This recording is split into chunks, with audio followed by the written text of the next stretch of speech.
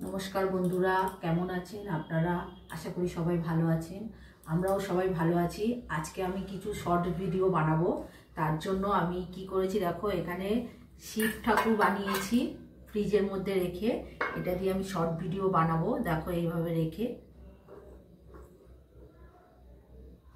এটা তৈরি করেছি। দেখো কত সুন্দর লাগছে। দেখো আমি নিজেও রেডি হয়ে গেছি। এবার ঠাকুরকে একটু সাজিয়ে নেব ফুল দিয়ে। এটা আকন্দ ফুলের মালা,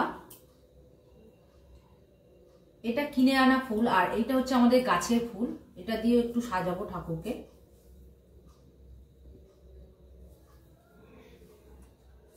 এটা কিন্তু ফ্রিজে আমি সেট করে রেখেছিলাম। নীল অপরাজিতা ফুল জলের মধ্যে দিয়ে সেটাকে মেখে, আর এইরকম ব্লু কালার এসছে, তারপরে সেটাকে ফ্রিজে রেখে আমি এই শিব ঠাকুর বানিয়েছি। এটা কেমন হয়েছে তোমরা বলবে কমেন্ট করে। আজকে শিব চতুর্দশী, তাই আজকে আমাদের বাড়িতে নিরামিষ হবে। ফ্রাইড রাইস করা হবে আর পটল আলুর তরকারি করা। ফ্রাইড রাইসের জন্য এইখানে কাজু আর কিশমিশ ভেজে নিয়েছি, গাজর ভেজে নিয়েছি, আর বিনস ভেজে নিয়েছি। আর এখানে আছে কড়াইশুঁটি, এখনো এটা ভাজা হয়নি।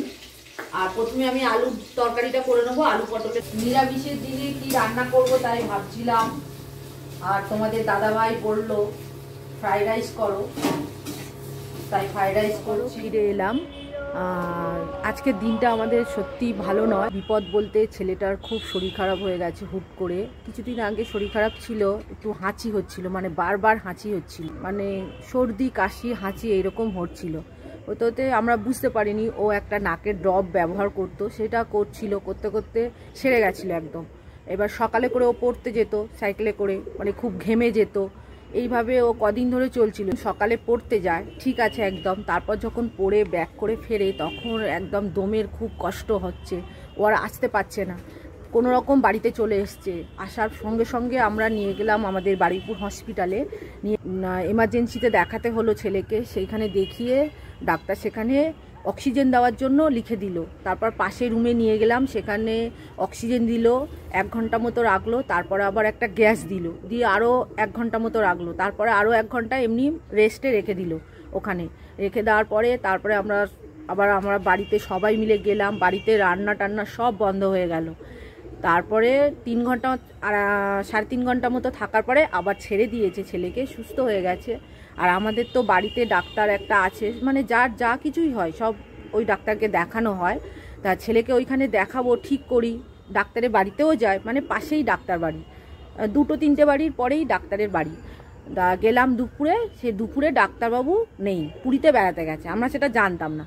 এইবার ডাক্তারবাবুকে ফোন করলাম, বাড়িতে আসলাম, 2বার ফোন করলাম। ফোন করার পরে ধরলো না ডাক্তারবাবু। আবার ডাক্তারবাবু নিজেই আমাদেরকে ফোন ব্যাক করলো, কারণ ডাক্তারবাবু খুব পরিচিত, আমাদের অনেক দিন ধরে সবাইকেই দেখছে। তো বললো যে তোমরা বুকের ফটো তুলে রাখো, আমি গিয়ে দেখবো, মানে রবিবার দিনকে আমার ছেলেকে দেখবে। যাই হোক, ছেলে এখন খুব ভালোই আছে, মানে পড়তেও যাচ্ছে। স্কুলে পরীক্ষা ছিল, পরীক্ষাও দিয়ে এলো। আর ভিডিও তো আর বাড়াতে পারলাম না, করতেও পারলাম না, ছেলেটা খুব শরীর খারাপ। এখন সবাই ভালো আছে, সুস্থ আছে। ঠান্ডাটা এখন চলে যাচ্ছে, তাই অনেকেরই এরকম শরীর খারাপ হচ্ছে। বাড়িতে আর কারোর হয়নি, আর কোনো দিন আমার ছেলে এরকম হয়নি, ফার্স্ট টাইম এটাই হলো। আর আমরা খুব ভয় পেয়ে গিয়েছিলাম, আর কোথায় নিয়ে যাব সেটাও বুঝতে পারছি না।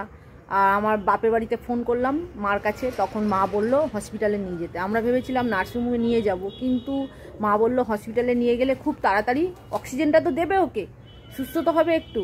তারপরে ওইখানেই নিয়ে গেলাম আমরা, এখন পুরোপুরি সুস্থ আছে। আর আপনাদের বলছি আপনারা এখন সাবধানে থাকবেন, যাতে সর্দি কাশি জ্বর একদম না হয়। হলেই কিন্তু বাড়াবাড়ি হয়ে যাচ্ছে, সবাইয়ের হচ্ছে। ব্লগটা আজকের এখানেই শেষ করছি। সবাই ভালো থাকবেন, সুস্থ থাকবেন, আর আনন্দে থাকবেন, আর আমার ভিডিও দেখতে থাকবেন।